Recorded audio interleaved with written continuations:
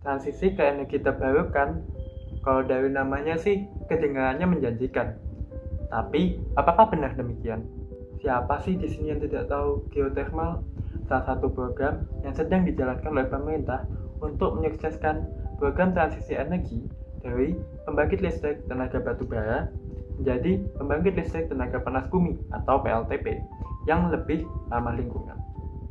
Pemilihan PLTP menjadi sumber energi terbarukan di Indonesia bukan tanpa alasan. Indonesia termasuk ke dalam cincin api Pasifik yang menyebabkan Indonesia mempunyai potensi energi geothermal terbesar kedua di dunia dengan 40% cadangan geothermal dunia ada di Indonesia. Selain itu, dunia dan Indonesia sedang dihadapkan dengan permasalahan energi. Pada tahun 2024, emisi karbon dioksida dari sektor energi global mencapai titik tertinggi sepanjang masa dengan total 40,8 miliar ton karbon dioksida pada tahun 2024. Begitupun Indonesia pada tahun 2024 yang meningkat sebanyak 812 juta ton karbon dioksida. Dengan poin-poin yang sudah disampaikan sebelumnya, program PLTP menjadi sangat relevan untuk mendukung program energi terbarukan yang dijalankan Indonesia saat ini. Dengan demikian, pastinya program ini baik dong untuk Indonesia. Tidak semudah itu. Nyatanya, banyak sekali permasalahan yang timbul dari PLTP ini. Di Indonesia sendiri, terdapat kasus-kasus di mana PLTP ini mengalami serangkaian peristiwa yang berdampak pada warga sekitar.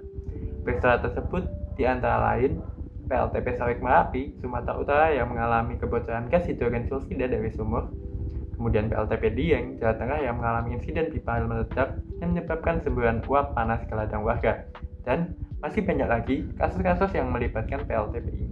Selain masalah operasional, terdapat juga masalah lain yang muncul, yaitu kerusakan lingkungan. Pembangunan PLTP menyebabkan bocornya gas-gas dari inti bumi yang dapat merusak kualitas tanah dan air.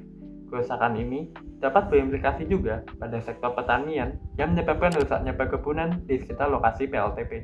Dari masalah-masalah yang sudah ditampilkan sebelumnya, kira-kira apakah benar pembangunan PLTP ini adalah jalan terbaik menuju pembaruan energi di Indonesia? Jawabannya adalah ya, pembangunan PLTP adalah salah satu jalan terbaik menuju pembaruan energi di Indonesia. Namun, perlu adanya evaluasi agar pembangunan PLTP ini bisa benar-benar bermanfaat bagi Indonesia dan warganya.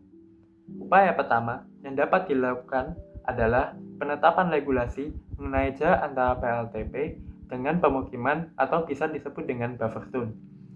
Menurut jurnal yang diterbitkan oleh Universitas Untan, jarak paling aman antara fasilitas operasi PLTP dengan pemukiman penduduk adalah lebih dari 1 km.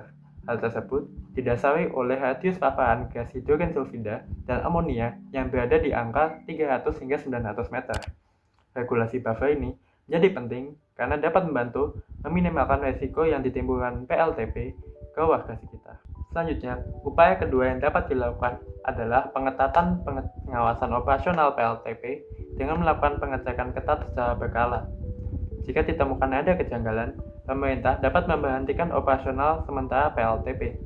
Hal ini menjadi penting agar operasional geothermal dapat jalan dengan baik dan aman tidak hanya bagi warga sekitar, namun juga bekerja di dalamnya.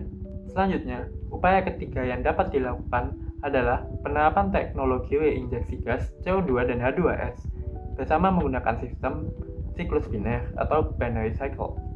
Teknologi ini menjamin operasional yang ramah lingkungan dengan menangkap emisi gas agar tidak terlepas ke atmosfer dan menghentikannya kembali ke dalam reservoir.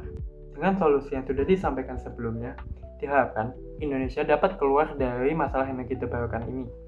Dengan penerapannya, diharapkan juga Indonesia dapat mewujudkan program SDGs atau Sustainable Development Goals poin ke-7, di mana dijelaskan bahwa perlu adanya kepastian akses terhadap energi yang terjangkau, dapat diandalkan, berkelanjutan, dan modern bagi semua. Jadi, gimana menurut kalian? Apakah program ini baik untuk Indonesia atau tidak? Sekian dari saya. Ciao.